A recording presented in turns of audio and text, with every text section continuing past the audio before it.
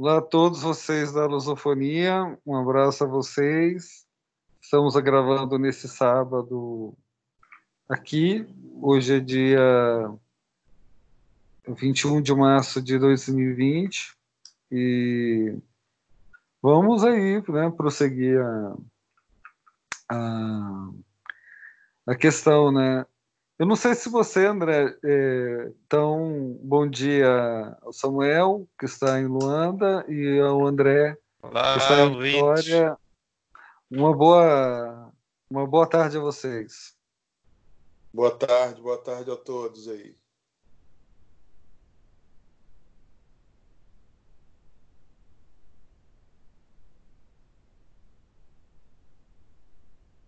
Então, você chegou a ouvir o programa edição passada? Quer comentar alguma coisa, assim? Não, eu não vi o último. Também não ouvindo. Que... Mas vamos lá. Onde que a Mas, gente parou aí? mas você deu uma posição interessante sobre o coronavírus para mim essa semana e gostaria que você viesse a expor. Seria Mas interessante em essa relação ao que? exposição. Fala A aí para questão mim, de qual foi? população com leito de hospital. Você até começou Não, eu um pouco. essa conta agora, né? Por exemplo, aqui no Espírito Santo nós temos 3 milhões e 500 habitantes e temos apenas 7.900 leitos, que não serão usados todos para o coronavírus. Nosso problema é que aqui no Brasil, né, e no Espírito Santo não é diferente, a contenção de gastos, a lógica de superávit primário, desde 2000 até antes de 2003, na verdade, né, superávit primário começou com o Fernando Henrique, foi tocado em todos os governos do PT e continuou até 2015, quando teve o primeiro déficit nominal. A gente, na verdade, reduziu os serviços o dinheiro para o serviço de saúde e todos os outros serviços. O que aconteceu é que a gente perdeu, desde 2010 para cá, por exemplo, 40 mil leitos. E esses leitos vão fazer diferença agora. Né? Agora vamos entender o que é, porque, muito embora o coronavírus não mate todo mundo, do jeito que está a curva aqui, a gente vai ter necessidade desses leitos para tratar as pessoas com a síndrome aguda respiratória grave, no momento em que nem temos leitos disponíveis e, pelo que nós estamos vendo aqui, a probabilidade é de que a maior parte das pessoas fique doente ao mesmo tempo. Então, nós podemos ter um colapso do sistema de saúde porque nós usamos o nosso dinheiro para pagar a dívida pública. Os rentistas bateram palmas antes, irão bater depois, porque depois esse dinheiro, porque agora vai ser necessário fazer gasto público, talvez maior do que se a gente tivesse utilizado esse dinheiro no tempo, né? De forma organizada, a partir dos orçamentos. E agora vamos socorrer de novo de dinheiro privado internacional. Né? Então, nós estamos ferrados. Né? E se a gente não tiver uma possibilidade de colocar para circular ideias contrárias a isso e forçar, na verdade, o governo brasileiro a cobrar essa conta de quem tem que ser cobrado, que não são as pessoas comuns, são as empresas, é a própria banca internacional que drena nosso dinheiro, nós vamos afundar e cada vez mais perto do que a gente chama de barbárie. Porque a gente já vive, na verdade, na barbárie. Você imagina quando o médico tiver que decidir se fulano ou beltrano morrem dentro de uma UTI, porque não tem leito para todo mundo, não tem respirador para todo mundo. Isso já é a barbárie manifestada, né? A barbárie não vai ser Mad Max. Não precisa ter um monte de carro andando no deserto. Né? Já é a barbárie. É isso.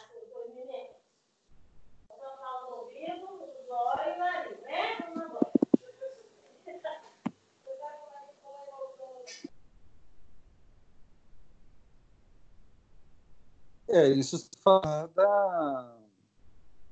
da questão da PEC, que foi aprovada, se eu não me engano, em 2016, né, conhecida como PEC da morte, que congela os gastos públicos né, de saúde e educação para fomentar rentistas, e o Partido dos Trabalhadores agora tem feito um trabalho para que haja mais recursos para a saúde para decidir a questão, né? Então isso, de certa forma, prova que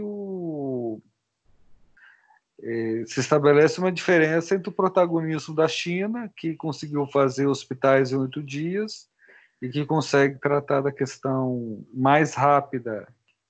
do que mais rápida do que o Brasil, e você vê o reflexo disso no Brasil, que é o tal do de problemas de gastos com a saúde, que é feito para alimentar rentistas, falta de problema de leito nos hospitais, e então se vê aí a realidade que se encontra existente na nossa sociedade, né? Então, de certa forma, o coronavírus vem para desmascarar certas fragilidades nossas, né?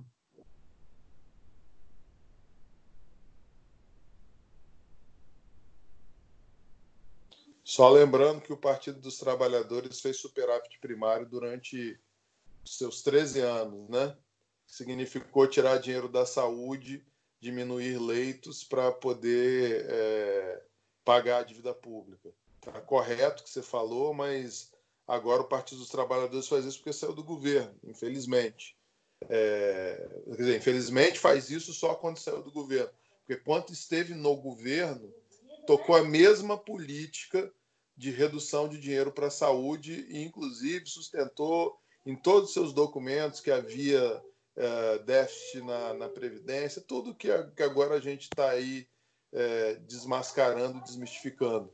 Mas o coronavírus pode ser aí um momento que seja a gente enfrentar o modelo capitalista neoliberal ou ultraliberal que está agora e propor mais dinheiro para a sociedade, maior distribuição dos recursos que são captados pelo Estado e o Estado captar mais recursos dos donos do poder, porque vai precisar desse dinheiro. Vai precisar para manter as pessoas com algum nível de renda durante o período em que for necessário fazer o isolamento em casa e também para recolocar as pessoas depois que isso acabar. Porque as medidas que estão sendo tomadas aqui no Brasil, tanto em nível federal quanto em nível estadual, são de proteção de interesses meramente eleitorais das empresas e dos grupos de apoio eleitoral do governador Casagrande aqui no Espírito Santo e no nível nacional desse apoio ao Bolsonaro. Quer dizer, a liberação das igrejas aqui no Espírito Santo para fazerem cultos com 50 pessoas é quase que um incentivo à contaminação do vírus, né? Um absurdo. E aqui, Casagrande demora para tomar as medidas e vai tomando num conta-gota, parece que ele está sendo pressionado para não adotar e tudo mais, né? Quando era a hora dele falar o seguinte: agora acabou a brincadeira, vamos transformar esse estado no estado efetivo de bem-estar social, ainda que seja no meio da crise. Eu acho uma piada você fala dessa questão da composição com os evangélicos. Assim, como é que eu posso explicar? O governador Witzel parece piada, né? Mas vamos lá. O governador Witzel, do Rio de Janeiro, disse que colocaria tropa de choque se as pessoas forem à praia, para procurar impedir que as pessoas vão à praia, mas que ele liberou a questão de culto evangélico que está de boa, né? Que é aquilo que você falou da questão de preencher o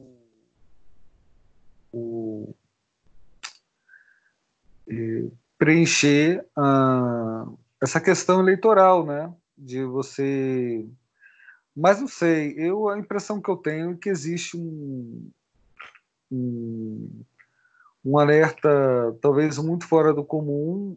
Pelo que eu vi nas medidas do Casagrande, a impressão que eu tive é que as medidas têm, de certa forma, uma certa irrazoabilidade, como, por exemplo, fechar shopping, fechar atendimento odontológico, atendimento médico, e aí se pergunta, o próprio Rubem Gonzalez pergunta do que as pessoas vão viver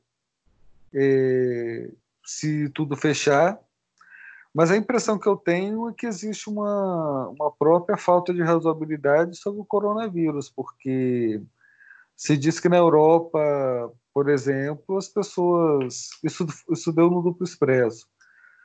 Na Europa, as pessoas estão revoltadas porque essa coisa de confinamento estão tomando as ruas. Tanto que recentemente você vê pessoas andando por várias ruas das cidades europeias. O que eu sei sobre essa questão do coronavírus, que talvez não é muito bem explicado, é que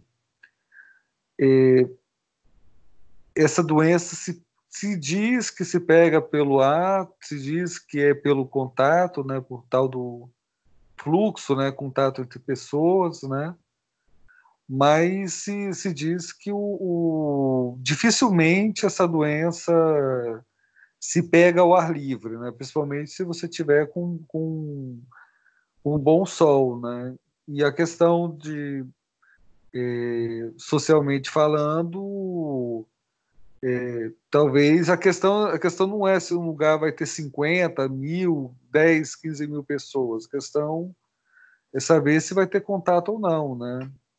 Eu acho que. Eu acho. Eu não sei, eu me sinto muito incomodado com essa questão do coronavírus, até porque. Até porque se isso não se pega ao ar livre, dificilmente se pega ao ar livre. Eu acho que as coisas têm feito além da razoabilidade, né? Então você está apoiando o Bolsonaro. Sua posição é idêntica de Bolsonaro. Eu não sei, mas o que vem da Itália, aí, de informação na Itália, é diferente do que você está falando. Mas a questão de pegar o ar livre não é essa questão. Você imagina você ir para um culto numa igreja pequena, você sabe como são as igrejas neopentecostais aqui, às vezes eram bares, às vezes eram casas pequenas que viram essas igrejas, e as pessoas todas ficam ali confinadas naquele negócio por 1 hora, 2 horas, falando, tossindo, jogando saliva uma nas outras, depois saem daquilo ali sem nenhum cuidado de saúde, vão para suas casas e a contaminação. Aqui a nossa linha de contaminação aqui no Brasil, Fábio, já é pior do que a da Itália, do ponto de vista do resultado morte ao final. Eu não acho que tenha... O problema é que vocês estão menosprezando pelo fato de que o grupo de risco são os idosos e pessoas imunossuprimidas, e numa lógica de que isso só vai aparecer daqui a 14 dias e vai pegar as pessoas que são de grupo de risco. Então, eu estou assumindo a possibilidade da morte de 7 mil pessoas no Brasil se a nossa curva for igual à da Itália. É isso que a gente está falando? Pô, a não ser que você me diga assim, André, os números não só esses. Na Itália não morreu esse tanto de gente. É mentira que morreu. É mentira que a França está com essa contaminação. É mentira que a Espanha está com essa contaminação. Se você me provar isso, eu estou tranquilo, estou com você. Mas enquanto eu souber que existem pessoas que morrerão por conta da minha ação, isso é um absurdo que eu assinta nessa possibilidade. Outras pandemias já ocorreram no mundo e talvez até mais graves, né? Talvez não, certamente mais graves do que essa. Mas nunca nós tivemos tanta informação sobre uma pandemia. E nós não vamos parar por quê? Porque o sistema não pode parar, porque a lógica do Rubens, você vai me desculpar, mas a lógica do Rubens é insana. Porque na Itália parou, independente da vontade do sistema. A Itália está parada e as pessoas com ou sem possibilidade estão paradas hoje. Então, a lógica de não parar, de não fazer a quarentena agora e de não exigir que o Estado pague com os impostos cobrados das empresas, sobretudo com o valor que está indo para o pagamento da dívida pública, a manutenção das pessoas em casa no período em que elas não vão poder trabalhar, essa é a lógica que a gente tem que sustentar. Porque fora dessa lógica vai ser adiar a paralisação para parar enquanto, além do prejuízo econômico, também tiver prejuízo para as vidas. Por que a gente não está sustentando o seguinte? Governo do Brasil, pare de pagar a dívida pública e vamos cuidar das pessoas. Só tem essa saída que o Rubens Gonzalez está pensando? Será que agora nós vamos defender o emprego precarizado, né? O emprego precarizado que tem nos shoppings hoje, como meio de ganhar vida dentro de uma situação dessa? Será que não está na hora da gente parar de ver fantasma nas coisas e olhar e dizer o seguinte, olha, diante de uma coisa dessa natureza, que a gente já sabe, que vai ter efeito na vida das pessoas, que matará entre 700, na melhor das hipóteses, ou 7.000, na pior das hipóteses nossas aqui, mas até muito mais se a situação se agravar. Não está na hora da gente dizer assim, nós vamos parar, quem vai pagar a conta é a tributação sobre as grandes fortunas, sobre as grandes empresas, e nós vamos usar o dinheiro que a gente está mandando para a banca internacional para sustentar o brasileiro no período em que ele não puder trabalhar, para que a gente possa efetivamente pensar numa mudança de perspectiva, porque a perspectiva do capitalismo ultraliberal é cada um que se veja, é uma oportunidade que a gente tem de dizer para as pessoas, está vendo como o Estado é importante, está vendo como o Sistema Único de Saúde é importante, está vendo como socializar a nossa saúde, socializar o nosso sustento é fundamental. A gente devia estar fazendo um discurso socialista agora e não defendendo a abertura de shopping. Você me desculpa.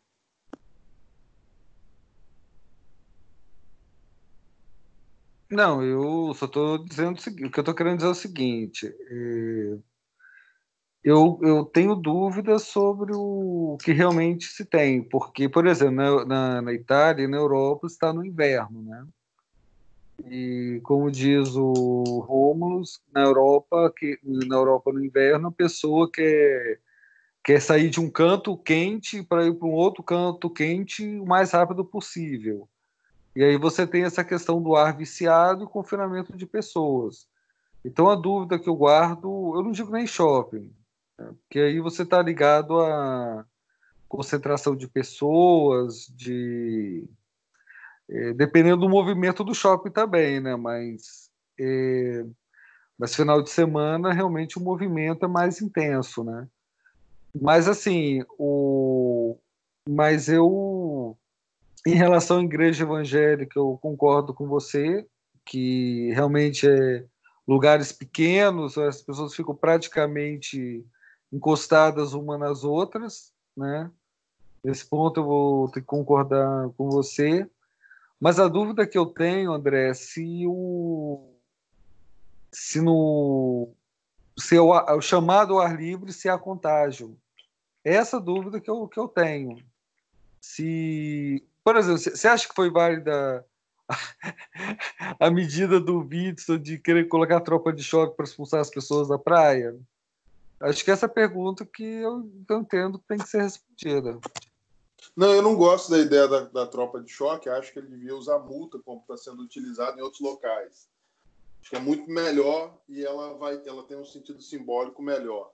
Mas você imagina o seguinte: o problema do ar Mas é livre é o o seguinte. contrassenso ele ter liberado a praia, mas ter liberado para os evangélicos. Lógico, como é um contrassenso proibir bar e restaurante aqui no Espírito Santo e liberar as igrejas evangélicas para fazerem culto. Isso é um absurdo. Isso é uma conta eleitoreira. O que eu estou te dizendo é o seguinte: as pessoas não vão pegar pelo espirro porque não vai chegar no outro. Beleza, mas e o encontro? E a troca de abraços, não sei o quê? Infelizmente, é uma coisa que a gente tem, inclusive, como brasileiro, isso é muito próprio da nossa forma de Mas é lidar o com as ar pessoas. livre. E, Que você ia falar do ar livre, eu te interrompi. mas esses contatos no dia a dia, eles vão acabando criando essas condições para... Porque qual é o problema? Você vai para o ônibus, né? No ônibus você segura lá no ferro lá para se manter, ou então você senta na cadeira e ali o vírus em laboratório, em bancada, tem conseguido ficar até 3 dias, tá? Então, pegou ali, chegou em casa, não lavou as mãos, né? Porque é uma prática, não lavou as mãos, encostou no olho, encostou na boca, em alguma mucosa, pegou o vírus e vai distribuindo isso por aí. O que me deixa mais preocupado é a gente estar preocupado agora, a gente que é de esquerda, está preocupado agora com a banca, com a queda da bolsa, o que isso significa, mais do que com a possibilidade da gente dizer o seguinte, tá vendo? A gente precisa de um Estado com estrutura para garantir direitos sociais, porque na hora que vem uma pandemia criada e especificamente aí distribuída em áreas industriais, onde há muita gente demanda do capitalismo, a gente agora está querendo um Estado que nos proteja. Está na hora do Estado nos proteger. E a gente está preocupado com a possibilidade de ser uma maquinação do sistema bancário financeiro internacional para quebrar alguém. Rapaz, a nossa hora agora é de fazer propaganda do Estado, propaganda da necessidade do Estado estar voltado para as pessoas mais pobres. É essa a nossa hora. Mas você acha que... Mas a questão do ar livre, contamina ou não? O que eu sei é que o contágio, o ar livre também contamina, mas não é a contaminação direta no ar livre.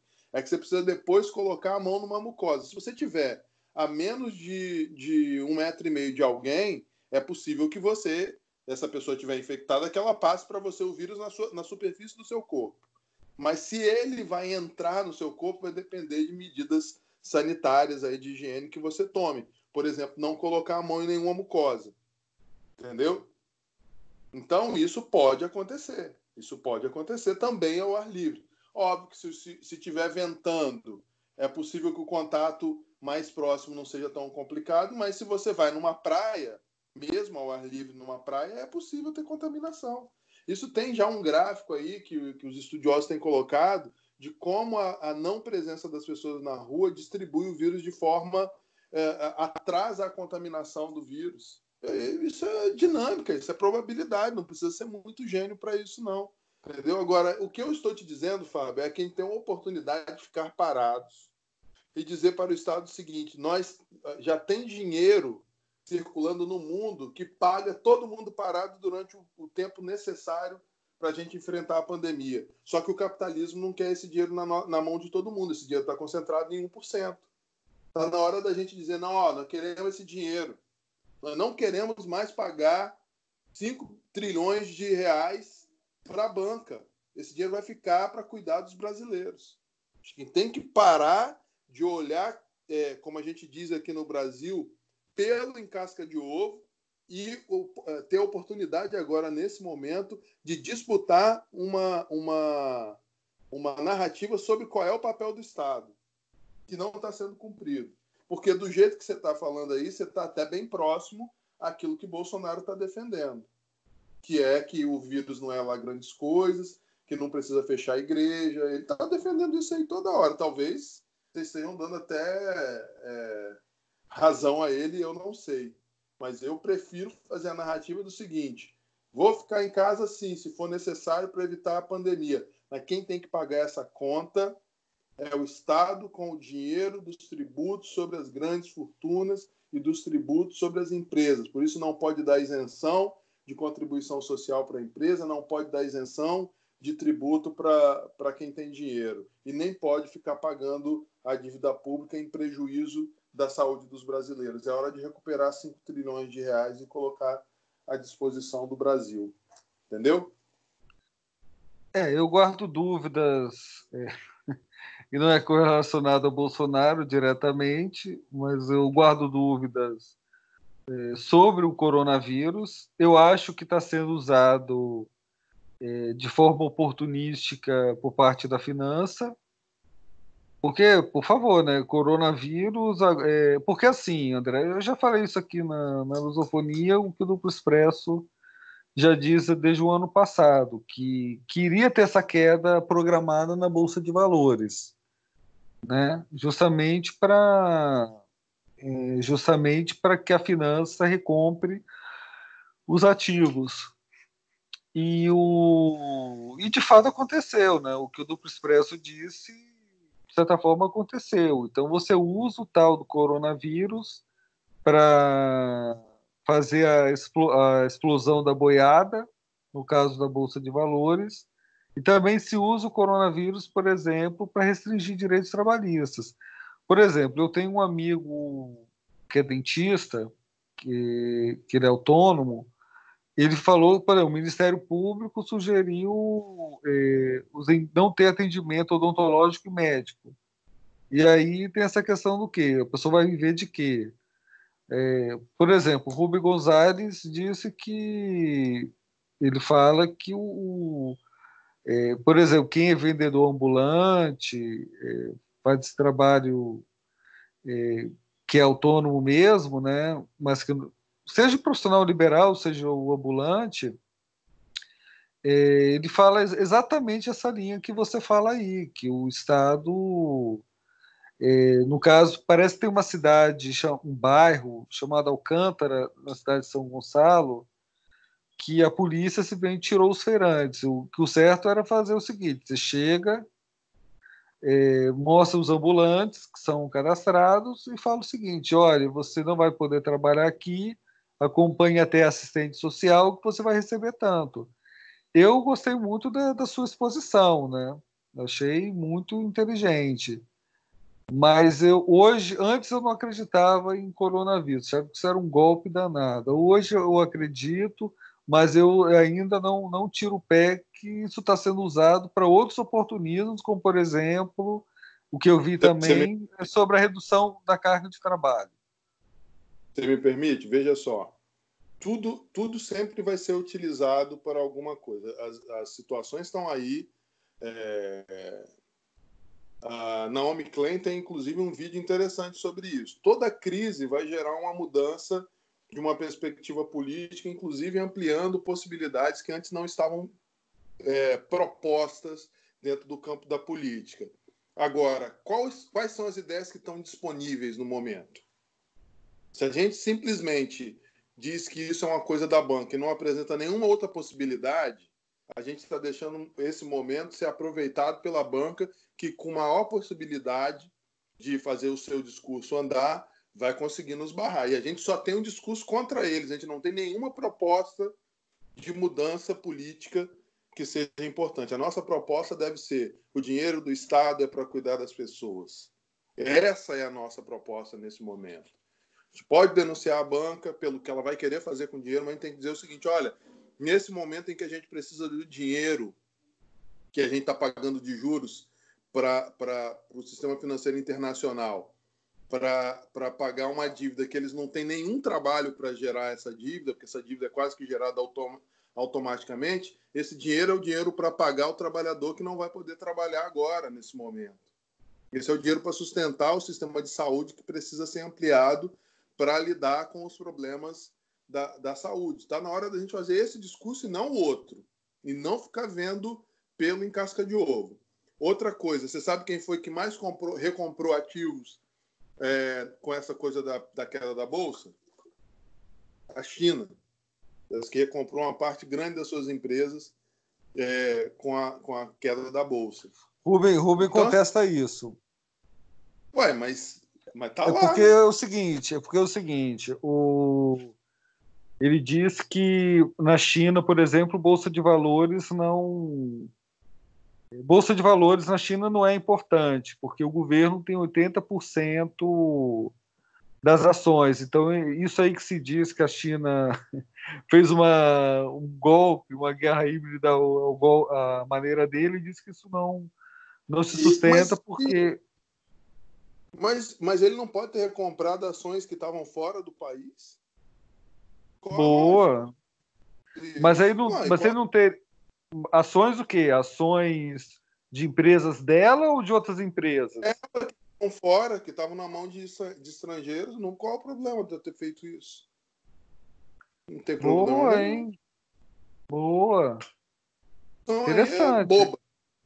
Porque se tinha 20% na mão de empresas e algumas empresas fora, ele tem agora 20% ou 19% ou 10% de volta dentro da estrutura chinesa por um preço muito barato. Isso é uma transferência de capital externo para a China. Porra, seria uma jogada fantástica da China se ela tivesse feito isso. Os chineses não são bobos.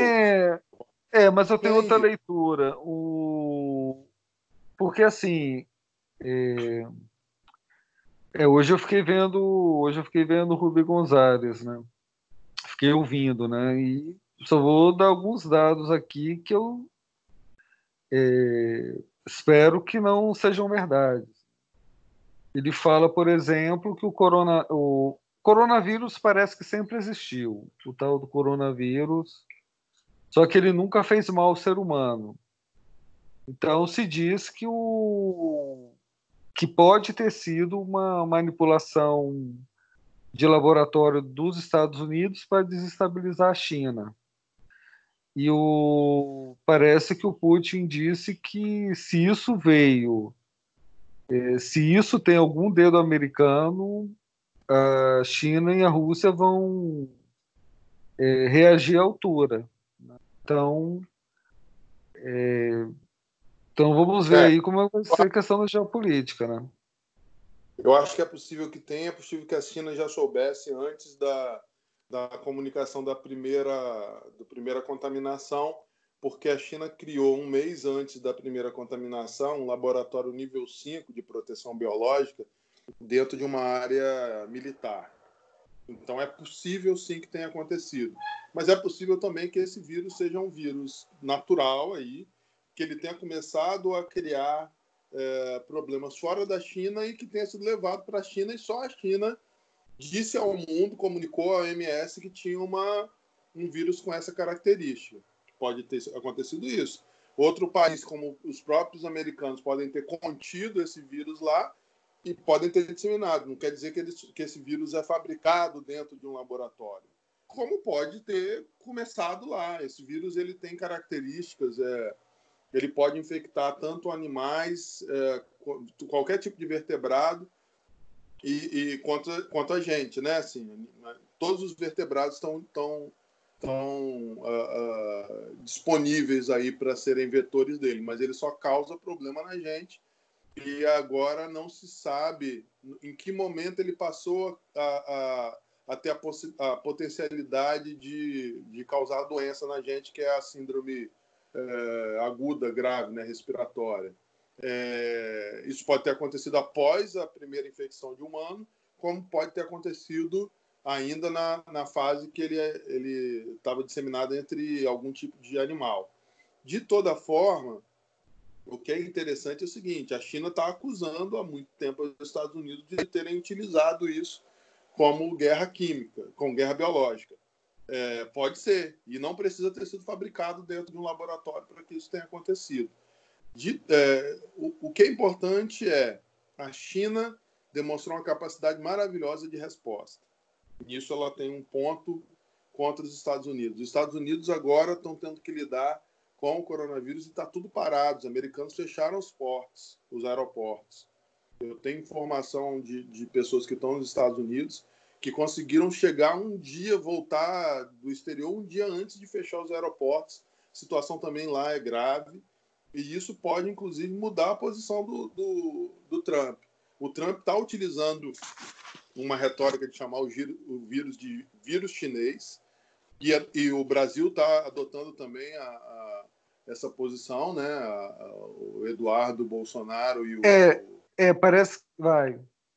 estão usando essa possibilidade. Então, se o vírus foi ou não foi criado em laboratório, se ele é ou não objeto de uma guerra biológica, o fato é que ela está sendo aproveitada agora para uma guerra política a partir daí. E tem uma coisa, Fábio: se ele não foi, ele será utilizado, porque a gente nunca, na história da humanidade, conseguiu tantos dados sobre a disseminação de um vírus como desse vírus.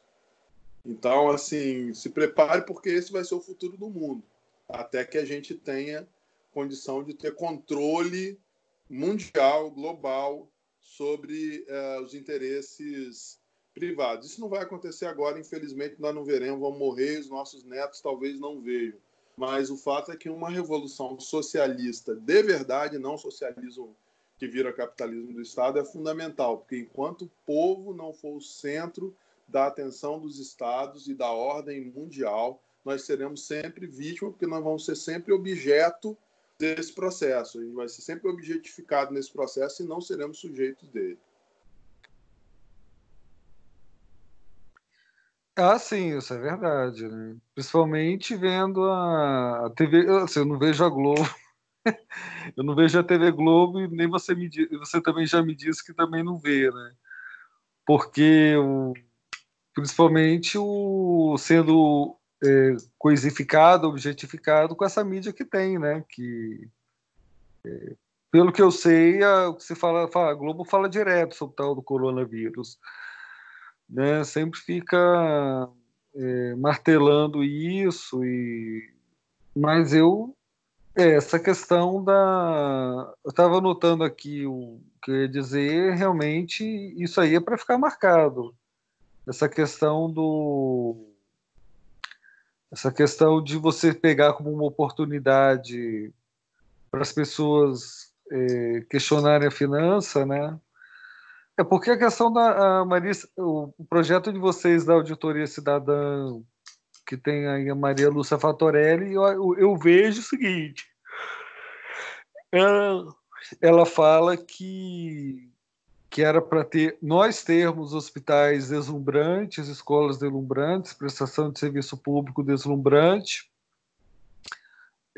No meu caso, ter biblioteca deslumbrante, mas a questão aí é da consciência, né? As pessoas ainda não despertaram essa questão da dívida pública para ganhar as massas, né? Que para ponto de chegar a isso aí, né? De fazer com que o Estado cuide das pessoas, né? Essa é a questão fundamental de tudo. A gente fica, às vezes, tratando as coisas pelas pontas, aquilo que está aparecendo, mas a questão fundamental é a dívida pública. O Estado se tornou o grande cobrador da banca internacional e ele se tornou o grande capataz, o grande feitor das grandes fazendas que o mundo tem. É como se a gente vivesse num sistema escravagista, a gente vive como escravo, e quem cobra a conta aí do nosso trabalho é o Estado através do tributo, que incide mais sobre nós do que os mais ricos. Então, nesse aspecto, Fábio, a dívida pública é fundamental, porque ela está totalmente conectada com a questão da política. A dívida pública é a forma de acumulação capitalista desse momento, né? Mais do que a dívida privada, porque às vezes as pessoas, na sua dívida privada também é grande, as pessoas têm dívidas privadas muito altas, mas a dívida pública toma de todos nós como nação. O sentido de nação é nação para ser explorado pelo sistema financeiro através, hoje, de uma tributação regressiva. Por isso a gente tem que criar um novo discurso sobre a tributação, dentro das condições atuais, mantido o Estado do jeito que ele está, dentro ainda do sistema de mercado. A gente tem que dizer, a tributação tem que ser para nós e não contra nós. Não é acabar com a tributação também.